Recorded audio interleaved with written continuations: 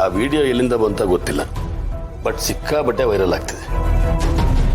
ಅದರಲ್ಲೂ ಹೌದು ದುಡ್ಡು ತಗೊಂಡಿದ್ದೀನಿ ಅಂತ ನೀನೇ ಹೇಳಿರೋ ಆಗಿದೆ. ಹೇಳಿರೋ ಹಾಗಲ್ಲ, ನಾನೇ ಹೇಳಿರೋದು. ಏನು ಹೇಳ್ತಿದ್ಯಣ್ಣ?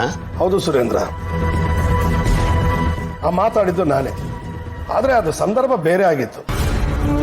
ನಾನು ಕೋಪದಲ್ಲಿ ಮಾತಾಡಿದ್ದನ್ನ ಎಡಿಟ್ ಮಾಡಿ ಕಟ್ ಮಾಡಿ ವೈರಲ್ ಮಾಡಿದ್ದಾರೆ. ಅದಾದ ಮೇಲೆ ನಾವು ಮಾತಾಡಿದ್ದೇ ಬೇರೆ. ಎಂತೆಂತ ಪಾಪಿಗಳಿರ್ತಾರೆ. ನಾನು ಅದನ್ನ ಫೇಕ್ ವಿಡಿಯೋ ಅಂತಾನೆ ಅನ್ಕೊಂಡಿದ್ದೆ ವೀರು. ಈ AI ಎಲ್ಲ ಬಂದಿದೆಯಲ್ಲ, ಹಾಗೆ ಮಾಡಿದ್ದಾರೆ ಅಂತ ಅನ್ಕೊಂಡಿದ್ದೆ. ಅಕ್ಕ, ನಾನು ಫೇಕ್ ಅಲ್ಲ, ಆ ವಿಡಿಯೋನು ಫೇಕ್ ಅಲ್ಲ. ಆದ್ರೆ ಮಾತಾಡಿದ್ದು ಪೂರ್ಣ ಸತ್ಯನೂ ಅಲ್ಲ. ಬಾವಾ, ನಿಮ್ಮನ್ನ ನೋಡಕ್ಕೆ MP ಅವ್ರು ಬಂದಿದ್ದಾರೆ. ಏನು MP ಸಾಹೇಬ್ರು? ಅದು ಇಷ್ಟೊತ್ತಿನಲ್ಲಿ? ಯಾಕೆ ಬಂದಿರ್ಬೋದು? ಒಂದ್ ವೇಳೆ ಮಗಳನ್ನ ಮದುವೆ ಮಾಡ್ಕೊಳ್ಳಿಲ್ಲ ಅಂತ ಕೋಪಕ್ಕೆ ಏನಾದ್ರೂ ಮಾತಾಡಕ್ ಬಂದಿದಾರಾ? ಏನಾಗತ್ತೋ ನೋಡೋಣ. ಮೊದಲು ಮನೆ ತನಕ ಬಂದವ್ರನ್ನ ಒಳಗೆ ಬರ್ಮಾಡ್ಕೋಬೇಕು. ಕರ್ಕೊಂಬಮ್ಮ.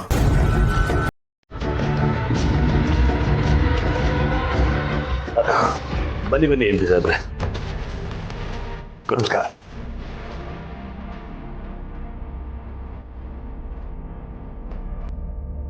ಸಾರಿ ವೀರು, ಇಷ್ಟೊತ್ತಲ್ಲಿ ಬಂದು ನಾನು ತೊಂದರೆ ಕೊಡ್ತಾ ಇದ್ದೆ. ಪರವಾಗಿಲ್ಲ ಸರ್, ನಾವೆಲ್ಲ ಮಲಗೋದ್ ಲೇಟೆ. ವೀರು, ನನ್ನ ಮಗಳು ಮದುವೆ ವಿಚಾರದಲ್ಲಿ ನಾನು ಅವತ್ತು ತುಂಬಾನೇ ಕೂಗಾಡ್ಬಿಟ್ಟೆ. ಆದ್ರೆ ಏನ್ ಮಾಡೋದು, ಒಬ್ಬ ಹೆಣ್ಣು ಮಗಳ ತಂದೆಯಾಗಿ ನನಗೆ ಅವತ್ತು ತುಂಬಾನೇ ನೋವಾಗಿತ್ತು. MP ಸಾಹೇಬ್ರೆ, ಆ ವಿಷಯಕ್ಕೆ ನಾನು ಈಗಲೂ ಕ್ಷಮೆ ಕೇಳ್ತೀನಿ. ಇರ್ಲಿ, ಋಣಾನುಬಂಧ ಎಲ್ಲಿರುತ್ತೋ ಅಲ್ಲಿ ಸಂಬಂಧಗಳು ಬೆಳೆಯುತ್ತೆ. ನಿಮ್ಮ ಸಂಬಂಧ, ನಿಮ್ಮ ಮನೆಯವರ ಸಂಬಂಧ ಬೆಳೆಸೋ ಯೋಗ್ಯತೆ ನನಗಿರ್ಲಿಲ್ಲ ಅಂತ ಕಾಣುತ್ತೆ. ಅದಕ್ಕೆ ಅದು ಕ್ಯಾನ್ಸಲ್ ಆಯಿತು. ಆದರೆ ವೀರು,